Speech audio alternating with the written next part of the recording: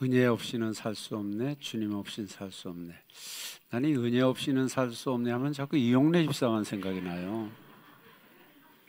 여러분 좀 아이들 낳아서 은혜라고 이름을 좀 많이 지으세요. 그래야지 좋을 것 같아요. 2월에 벌써 마지막 주일입니다. 지금 어린이부는 지하에서 겨울 성경학교를 하고 있습니다. 마지막 시간들을 보내고 이제 밥 먹고 오후에는 눈썰 매장을 다녀온다고 합니다. 안전하게 잘 다녀오도록 어린이부를 위해서 기도해 주시기를 바라고요. 우리 지금까지 모세오경을 나누면서 마지막 신명기로 모세오경이 끝이 나는데요. 여호수아서부터는 이제 역사서가 진행이 되죠. 제가 그래서 네 자로 전부 요약을 했는데, 창세기는 창조족장, 따라합시다. 창조족장. 출애굽기는 애굽 탈출. 레위기는 제사절기. 민수기는 광야에서. 신명기는 신신당부. 그러면 어느 정도 각 권의 요점들은 하는 것 같아요. 그 다음에 이제 사사기, 룻기, 사무엘상은 또 그에 따라서 하고요. 끝으로 이 모세오경의 마무리를 읽으면서 저 어제 또 한번 전체를 읽었는데, 제가 읽으면서 이제 캡처를 전부 했는데 캡처한 게 너무 많아요. 너무 좋은 말씀이 많다는 거예요. 그래서 물론 모세가 마지막으로 유언처럼 한 메시지이기 때문에 자료집 보시면서 여러분 몇 편의 설교가 있다 그랬죠 여기에? 당연히 잊으셔야 맞습니다. 몇 편의 설교? 3편의 설교. 모세의 3편의 설교가 있다고 했고요. 이것은 어디에서? 모압 평지에서 가나안 땅을 바라보면서 모세가 다음 세대, 출애굽 2세대에게 유언처럼 남기는 하나님의 말씀이라고 했습니다. 처음 들으시는 것처럼 그러고 있으면 그래서 자료야 여러분 지난주에 나눠드린 부분 보시면 되겠고, 이제 오늘 지난주에 메시지가 너무 좋은 게 많아서 14개인데 그 중에서 몇 개는 좀 다른 데서 많이 했기 때문에, 예를 들어서 쉐마라든가 십계명이라든가 그런 내용들은, 절기라든가 이런 건 이미 여러분 누차 반복했기 때문에 더하지 않아도 될 것 같은 느낌입니다. 그래서 오늘 그거 빼고 간단하게 메시지 좀 요약을 할 텐데요. 신명기서를 끝으로 모세오경을 마무리하면서 이제 여러분들은 여호수아서부터 읽어오시면 되겠어요. 다시 읽으면서 여호수아 가나안 정복해가는 그 과정, 사사기의 혼란스러운 과정을 읽어가시면서 따라오시면 좋겠고요. 달고 오묘한 하나님의 말씀, 모세의 설교를 전 모세가 설교하는 거다 이렇게 생각하고 신명기서를 어제 또 한 번 읽었거든요. 계속 우리가 김윤희 목사님의 개요 강의를 들었는데, 처음에는 제가 그 전희준 목사님이 한 각권 내용을 여러분과 같이 많이 나누었어요. 그래서 이번에는 전희준 목사님은 어떻게 이것을 개요를 하고 있나 한번 우리 영상 보시면서 신명기서에 대해서 한번 듣도록 하겠습니다. 안녕하세요. 전희준 목사입니다. 이 시간은 신명기 한눈에 보기입니다. 민수기는 이스라엘의 새로운 세대가 약속의 땅 바로 앞까지 도착한 내용으로 끝이 납니다. 약속의 땅이 바로 눈앞에 있습니다. 요단강을 건너 입성하면 됩니다. 그런데 약속의 땅에 입성하기 전에 이스라엘 백성들에게는 해야 할 일이 하나 남아 있었습니다. 바로 하나님의 말씀을 듣는 것이었어요. 바로 이것에서 이스라엘 백성들은 모세를 통하여 그들에게 주신 하나님의 말씀을 다시 한번 듣게 됩니다. 그것이 바로 신명기입니다. 신명기, 이 말은 무슨 뜻일까요? 여기 사용된 신이라는 한자는 거듭이라는 뜻입니다. 그래서 우리가 누구에게 거듭해서 부탁할 때 신신당부한다고 하잖아요. 그래서 신명기라는 제목은 반복된 계명, 반복된 율법이라는 뜻입니다. 그렇다면 왜 이 말씀을 반복하는 것일까요?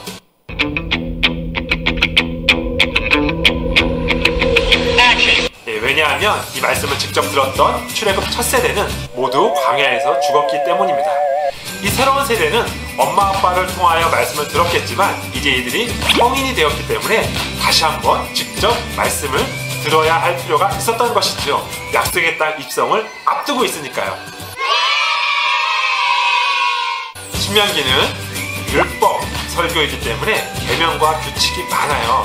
그런데 이 계명과 규칙을 읽을 때에는 이것이 무엇을 목적하고 있는지를 기억하면서 읽어야 합니다. 제가 두 가지를 말씀드릴게요. 첫째, 이 율법과 계명은 모두 이스라엘 백성들의 행복을 위한 것입니다. 신명기 10장 12절 13절 이스라엘아, 내 하나님 여호와께서 내게 요구하시는 것이 무엇이냐? 내가 오늘 내 행복을 위하여 내게 명하는 여호와의 명령과 규례를 지킬 것이 아니냐? 너무 많이 먹는 사탕은 이를 썩게 해. 밤에 먹는 라면은 몸에 해로워. 왜 이렇게 규칙이 많은 거죠? 왜냐하면 우리를 건강하게 해주기 위해서이지요. 하나님의 모든 규례와 명령은 이스라엘 백성들에게 참 행복을 주시기 위한 규칙들이었습니다. 둘째, 이 명령들은 하나님 나라의 목적을 이루기 위한 것입니다. 하나님께서 왜 이스라엘 백성들을 하나님 나라 백성으로 삼으셨는지 기억나시나요? 다른 모든 민족들이 보고 와, 저 나라 너무 좋다, 저 하나님 나도 섬기고 싶어 라고 말하게 하려고 한 것이었잖아요. 이 율법에도 그러한 목적이 잘 드러나 있습니다. 너희는 지켜 행하라. 이것이 여러 민족 앞에서 너희의 지혜요, 너희의 지식이라.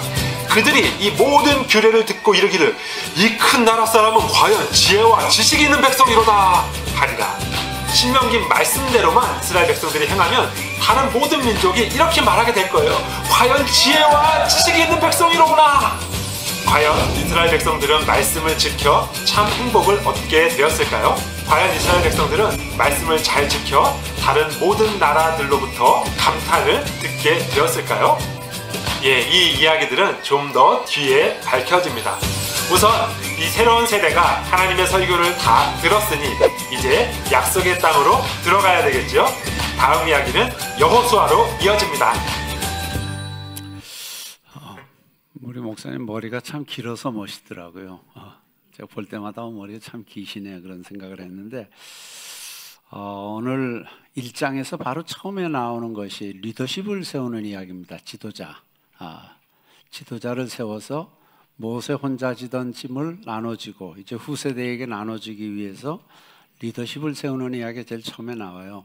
지난 예배 행정보건신 예배 때 사도행전 6장에서 일어났던 초대교회 첫 문제입니다. 사도들에게 너무 막중한 짐이 있습니다. 말씀을 가르쳐야죠, 기도해야 되죠. 그런데다가 또 구제로 들어온 것을 사도들이 다 이렇게 분배해서 나눠지는 일까지 사도들이 다 하기 때문에 너무 일이 막중해서 그걸 통해서 이제 나눠서 일을 나눠 짐을 지게 되는 과정이 나오는 것을 우리가 보셨어요. 그래서 7집사를 뽑게 되죠. 7집사를 뽑아서 각자 구제하는 일, 사도들이 졌던 그 일들은 그들에게 맡기고 이렇게 말씀했는데요. 오늘 똑같은 내용이 이제 이 모세가 본문 신명기를 쓰면서 이 말씀을 또 하고 있어요. 1장 12절에 보면 나 홀로 어찌 능히 너희의 괴로운 일과 너희 힘겨운 일과 너희의 다투는 일, 그 분쟁들이 있고 괴롭고 힘들고 다투는 일을 내 혼자 어떻게 이것을 다 해결할 수 있겠느냐. 그래서 13절 너희의 각 지파에서 지혜와 지식이 있는 인정받는 자들, 두 가지 요건입니다. 지혜와 지식이 있고 인정받는 자들을 택하라.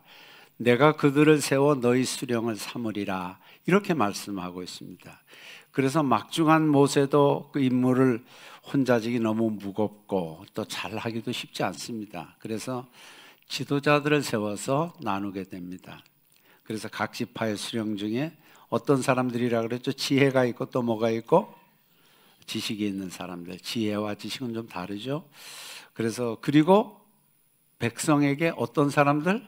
인정받는 사람들, 평판이 좋아야 된다는 거죠.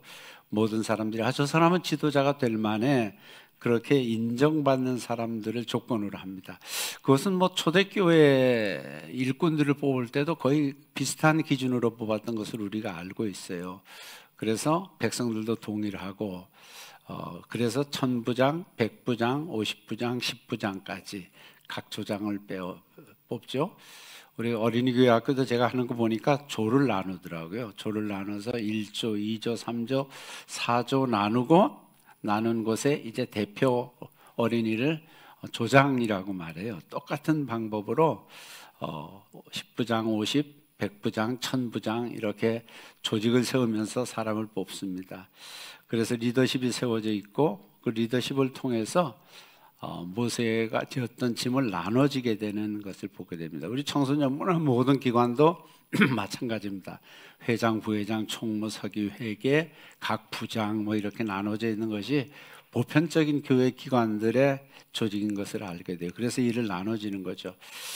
우리도 또 임직식이 앞에 있는데 임직식을 계기로 해서 한 걸음 더 짐을 나눠지고 건강한 교회로 나아가는 기회가 되었으면 좋겠습니다. 바울은 갈라디아 교회에 보내는 편지에서 이것을 아주 잘 말하고 있습니다. 같이 한번 읽겠습니다. 갈라디아서 6장 2절 시작.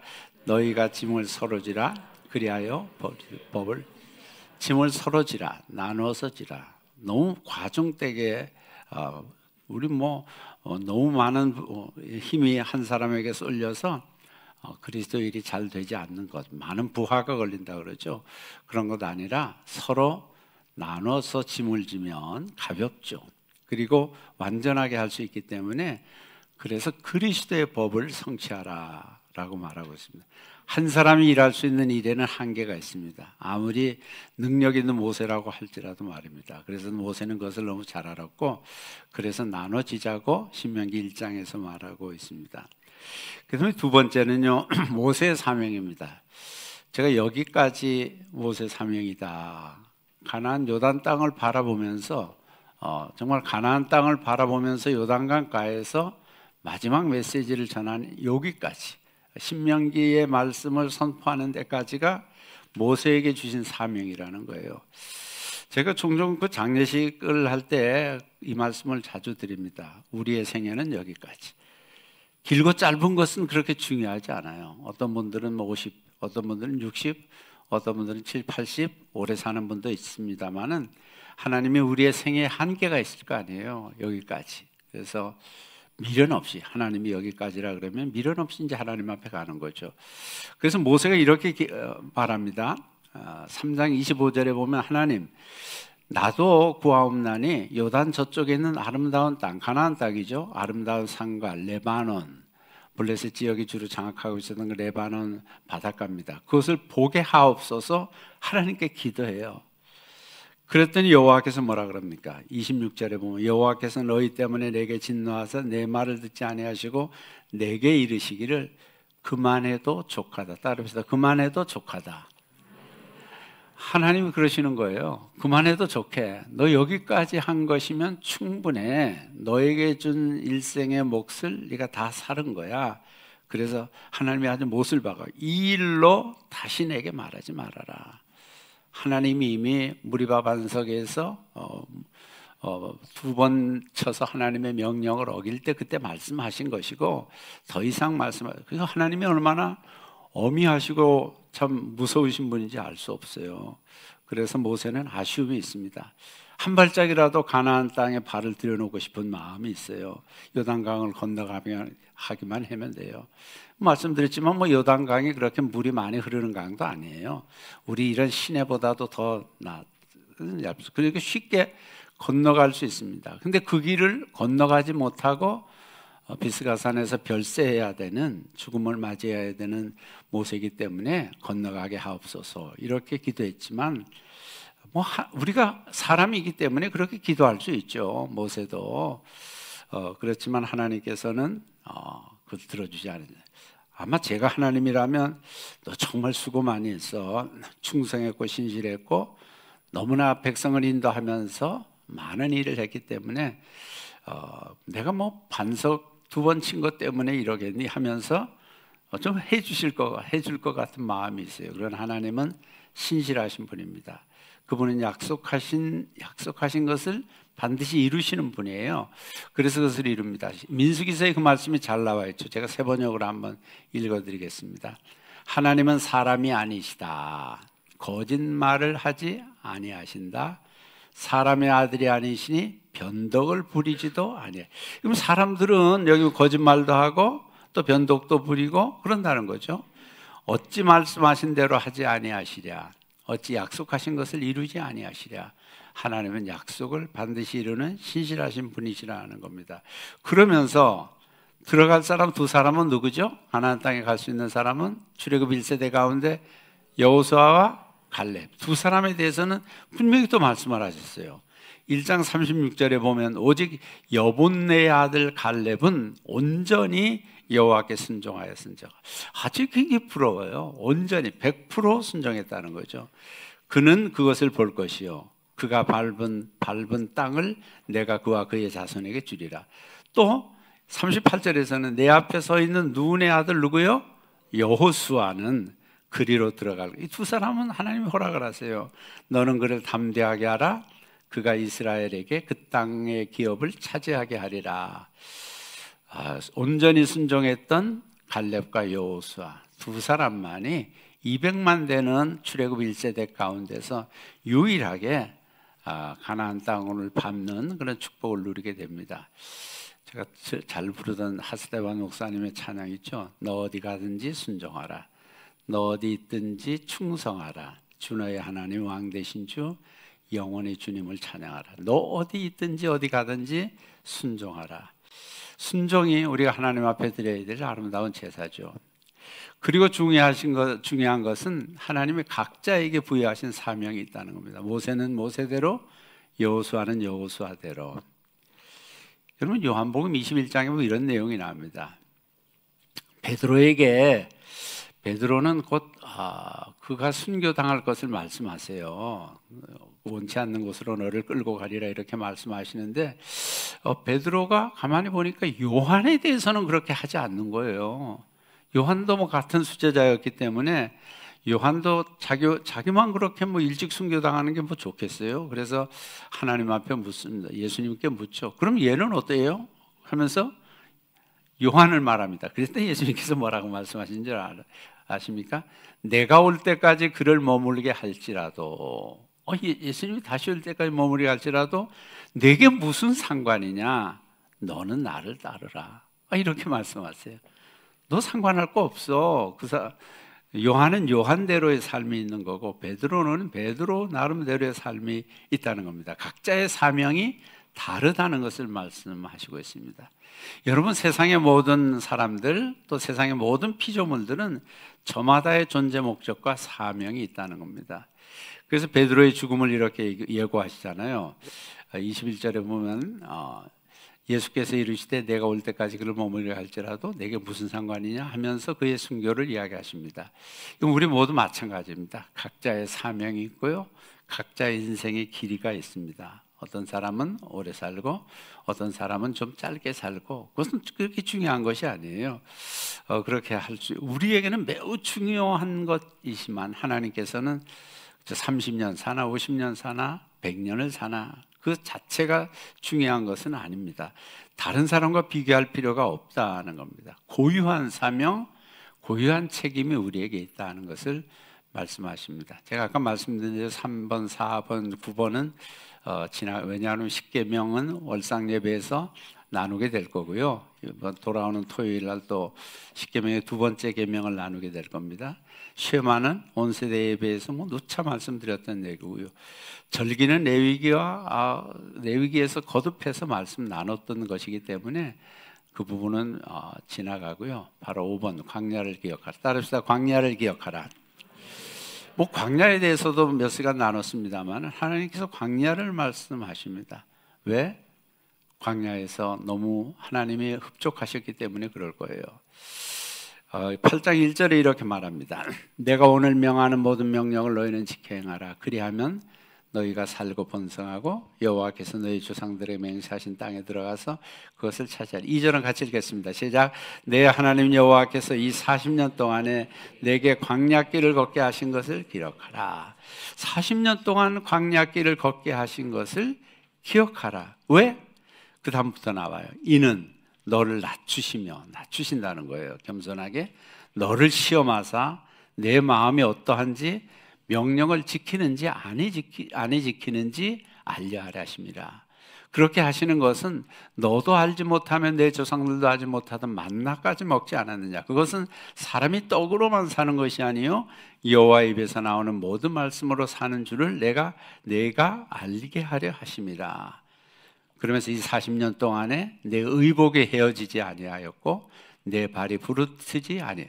여러분 너무 40년 동안 의복에 헤어지지 않았습니다. 그들이 뭐고 의복을 만드는 공장이 있었겠습니까? 또 구두를 고치는 그런 뭐 재화점 같은 게 있었겠어요? 그럼에도 불구하고 하나님께서 신비하게 공급하시고 직접 책임지셔서 40년 동안에 의복에 헤어지지 않고 발이 부르트지 않게 하시지 않았느냐. 그래서 하나님은 이스라엘과의 광야 생활을 잊지 않고 매우 좋아하시는 거예요. 그때 광야에 있을 때 그것을 기억하라. 내가 어떻게 했는지 너는 잘 알지? 40년 동안 낮에는 구름 기둥으로 왜요? 시원하도록. 밤에는 무슨 기둥? 불기둥. 왜요? 따뜻하도록. 하나님께서 그렇게 인도하시지 않았느냐. 그리고 그때 백성들은 오직 하나님만 바라보지 않았느냐. 이 말씀을 묵상하면서 갓난아이가 이래 떠오르더라고요. 엄마가 주는 것만 받아 먹던, 그리고 주위에서 잠시도 떠나지 않는 엄마를 느끼면서 함께 하는 것처럼 말입니다. 여러분, 우리가 광야 같은 세상을 승리하며 사는 방법도 동일합니다. 오직 하나님 한 분만으로 만족하며 사는 거예요. 따릅시다. 예수님 한 분이면 나는 만족합니다. 제가 원래 이 찬양을 하려고 그랬어요. 주님 한 분만으로 나는 만족해. 나의 모든 것 대신 주님 찬양을 하려고 그랬는데 분위기가 안 좋아질 것 같아서 하지 않기로 했습니다. 제목이 너무 내용이 좋잖아요. 주님 한 분만으로 나는 만족해. 주님의 크신 사랑 찬양에 나의 힘과 능력이 되신 주. 시종일관 강조하는 것은 바로 주님 한 분만으로 만족하라는 것입니다. 그 다음 6번째입니다. 따라합니다. 순종하면 행복합니다. 이 10장에 있는 이 말씀, 이스라엘아 내 하나님 여호와께서 내게 요구하시는 것이 무엇이냐? 곧 내 하나님 여호와를 경외하여 그의 모든 도를 행하고 그를 사랑하며 마음을 다하고 뜻을 다하여 내 하나님 여호와를 섬기고. 그 다음은 같이 읽겠습니다. 13절 시작. 내가 오늘 내 행복을 위하여 내게 명하는 여호와의 명령과 규례를. 신명기 개헌 나눌 때도 그것을 요절처럼 제가 말씀드렸어요. 내가 오늘 내 행복을 위하여, 내 행복을 위하여, 우리의 행복을 위하여. 하나님이 뭐 우리가 명령 잘 지키고 순종한다고 하나님에게 뭐가 그렇게 덕이 될 게 있겠습니까? 우리의 행복을 위해서 하나님의 말씀을 주시고 율법을 주신 것입니다. 그래서 율법은 구속하거나 속박하거나 법을 만들어서 꼼짝 못하게 하려고 주신 것이 아니라는 거예요. 여러분, 우리가 어릴 때 부모님이 말씀하시는 것에 잔소리처럼 듣던 게 있어요. 이것저것 이야기하신 다음에 다 어쩌라고 하는 얘기야? 다 너 잘되라고. 어찌 이 말씀이 생각나더라고요. 다 너 잘되라고. 내가 이렇게 법을 만든 거야. 십계명도 만들고 율법도 주신 거야. 다 너 잘되라고 하는 것이야. 그래서 우리가 이 말씀을 주의 깊게 들어야 된다는 겁니다. 여러분, 이거 정말 진실이에요. 부모님들이 마찬가지잖아요. 다 자식 잘되라고 이런 이야기 저런 이야기 이렇게 하면서 잔소리 같은 좋은 소리를 하는 거 아니겠습니까? 그리고 오늘 말씀에도 하나님을 경외하라, 도를 행하라, 하나님을 사랑하라, 마음과 뜻을 다해 하나님을, 이렇게 계속 말씀하시는 것은 다 우리를 위한, 우리의 행복을 위해서 하나님이 주시는 말씀이라는 것입니다. 그래서 그 명령과 규례를 잘 지킬 것이다. 성전에서 예배하라. 7번입니다. 우상을 헐고 성전에서 예배하라고 말씀하십니다. 오직 너희 하나님 여호와께서 자기의 이름을 두시려고. 이 성전 개념은 구약 시대와 신약과 우리 시대에는 많이 차이가 있습니다. 그곳에서 성전, 정해진 성전 장소에 가서 예배하라고 하지만 지금은 우리는 온 땅에 충만하신 편지하신 하나님을 믿습니다. 어디에서든지 하나님을 예배하는 것을 하나님은 기뻐하세요. 뭐 온라인 예배라 그래서 하나님이 가볍게 여기시거나 그러시지 않을 거예요. 그래서 그런 곳에서 제물을 드리고 하나님 앞에서 먹고 마시고 마지막에 너희 가족이 즐거워할지니라. 이 즐거움을 얻고 예배하고 누리라는 것을 말씀하십니다.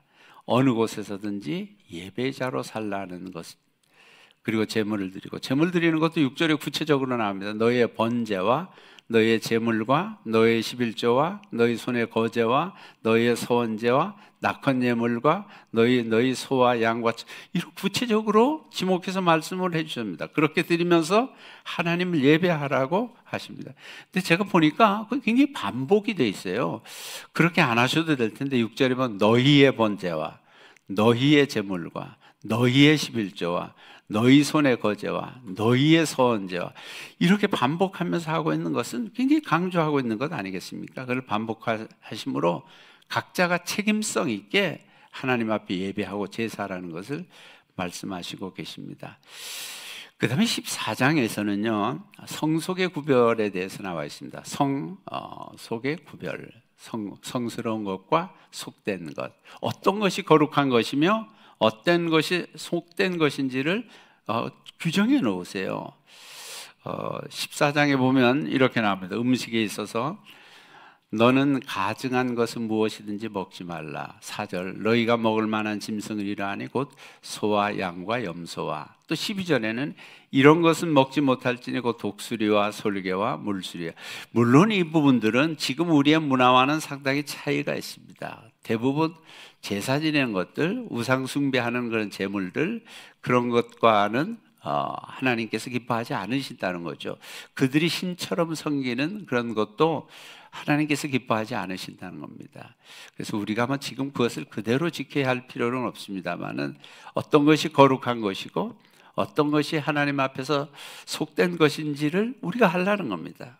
그래서 성속, 그것을 잘 특별히 구별한다면 우리 주일과 같은 날을 십계명에서 성일이라, 성일, 거룩한 날, 안식일을 기억하여 거룩히 지키라, 성일로 지키라는 겁니다. 이런 모든 것들은 하나님이 구별하셔서 세우신 거룩하고 속된 것에 대한 차이입니다. 그 다음에 10번에 보면 예언자를 세움에 대해서 나와 있는데, 여러분 이 말씀도 잠시 드렸을 거예요. 18장 18절에 보면 내가 그들의 형제 중에서 너와 같은 선지자, 너는 누구죠? 모세와 같은 선지자 하나를 그들을 위하여 일으키고 내 말을 그의 입에 두리니. 그럼 이 너와 같은 선지자 누구를 말씀하시는 걸까요? 예수 그리스도. 여러분 구약 성경에 나와 있는 모든 예표들과 현상들은 전부 예수 그리스도라고 말하면 틀림이 없습니다. 예컨대 요셉이 은이십에 팔려갑니다. 팔려가는 것, 요셉은 그럼 누구를 말하는 것일까요?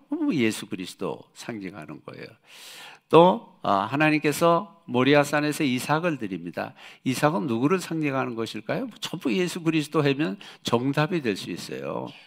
그래서 상징적인 것을 말할 때 구약에 있는 것은 전부 예수 그리스도라는 것에 초점을 맞추고 보면 모든 것을 알게 된다는 것입니다.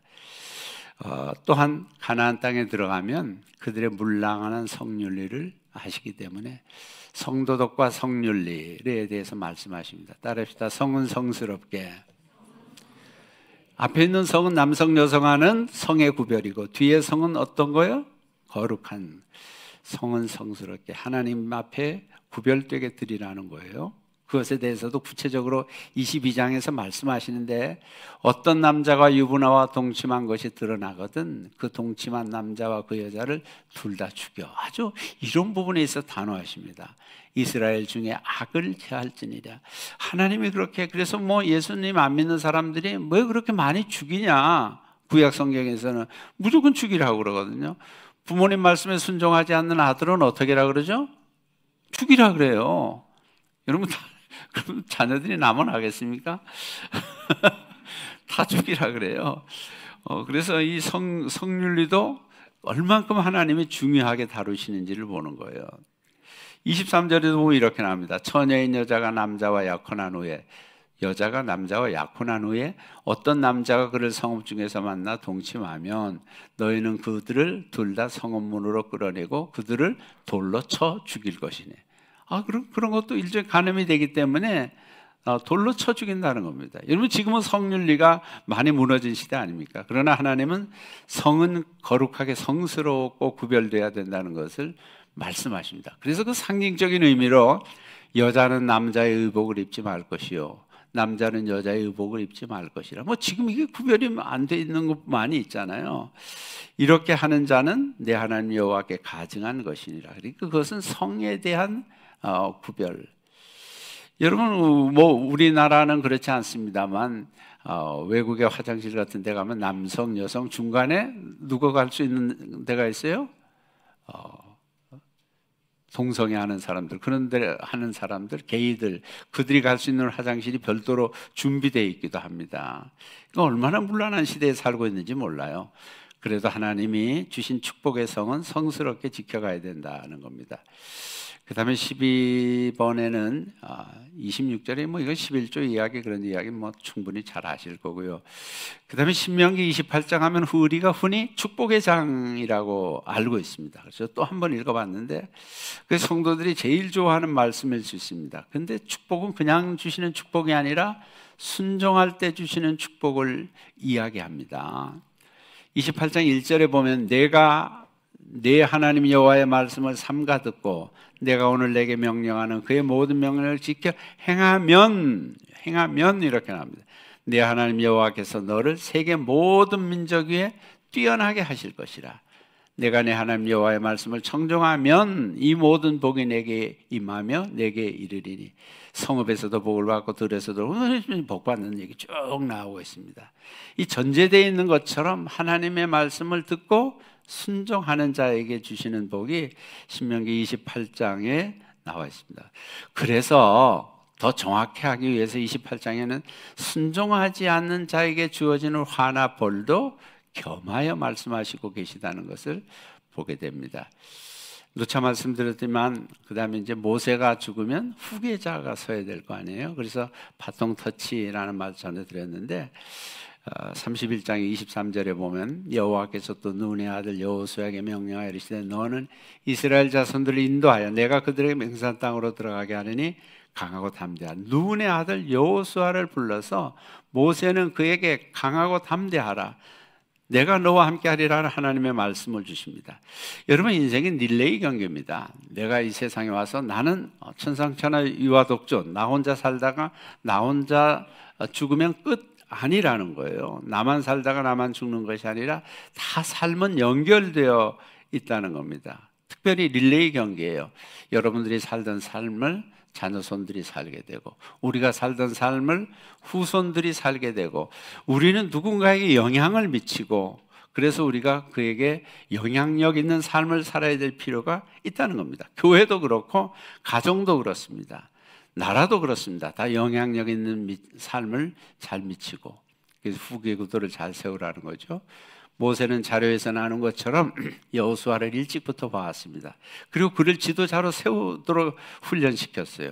그래서 그를 제자 삼아 다음 세대를 이어갈 지도자로 세웁니다. 그리고 바통 터치를 잘 하고 있는 모습 보여줍니다. 마지막으로 모세의 죽음에 대해서 별세, 모세의 죽음. 뭐 지난 자료 때 했던 거지만 또 한 번 할게요. 여러분들 오래 건강하게 사시라고 하고 7절 한번 34장 7절 같이 읽습니다. 시작. 모세가 죽을 때 나이 120세였으나 그의 눈이 흐리지 아니하였고 기력이 쇠하지 아니하여 몇 세? 120세. 근데 120세에 건강한 모습이 그대로 하나님 앞에 갔습니다. 하나님 앞에 별세하게 된 것을 120세인데도 눈도 흐리지 아니하고 또 기력도 쇠하지 아니하고 건강한 모습으로 하나님 나라에 갔습니다. 우리 사랑하는 성도님들도 다 건강하게 눈도 흐리지 아니하고 기력도 쇠하지 아니하고 건강한 모습으로 사시다가 건강한 모습으로 별세하시는 성도님들 되시기를 바랍니다. 물론 이게 마음대로 잘 되지는 않는 것 알아요. 그러나 우리에게 소망, 주님 앞에 이를 때까지 나의 사명 다하고 건강하게 살다가 건강한 모습으로 복된 별세를 맞이하는 것이 우리에게 주신 하나님의 은혜입니다. 그래서 모세 별세에 나와 있습니다. 우리 모두 이 모세가 주신 하나님의 말씀, 우리가 신명기서 말씀을 통해서 더 하나님께 순종하고 복된 삶을 살아 하나님 앞에 영광스러운 삶으로 승리하시는 우리 성도님들 되시기를 주의 이름으로 축원합니다. 기도하겠습니다.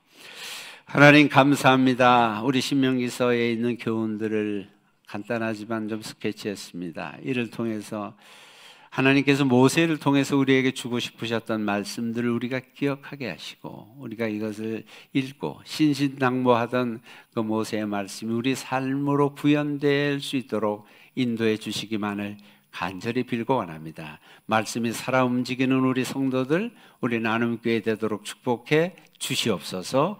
예수님의 이름으로 기도드립니다. 아멘.